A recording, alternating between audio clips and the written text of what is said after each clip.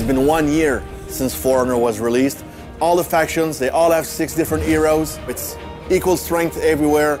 It's time for the wolves to rise on top.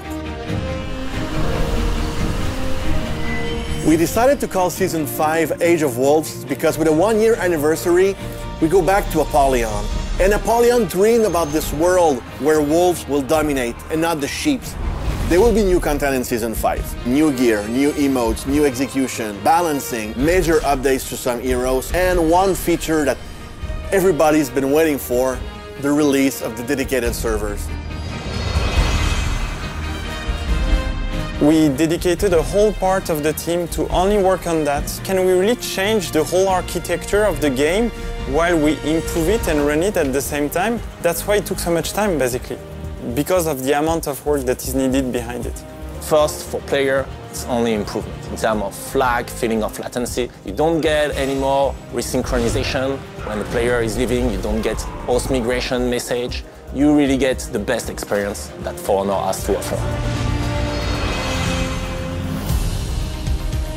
With the new season, some characters of our roster can say Conqueror, Berserker. We did some major changes. We've added new connections, new mix-ups to really improve their playstyle, but also improve their effectiveness on the battlefield. We are looking also at other characters, maybe more in the future. Regarding the progression and the gear in Season 5, we don't want it to add an extra rarity as we did previously. So we've added a new step that is called gear refinement. That's adding an extra edge on the stats, but really the purpose is to have the best gear in the game and to showcase it to everybody else. People want to have more choice regarding their progression. So now you can spend your salvage to get an XP boost that will boost the hero you're playing as well as everybody else that is playing with you. We want to revamp the experience of the onboarding, so we created trials, which are a bit more narratively driven experiences where you learn all the basics of the art of combat.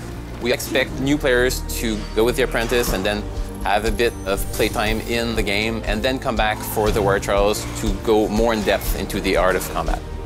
Once you've mastered these basics, you can now go in the arena.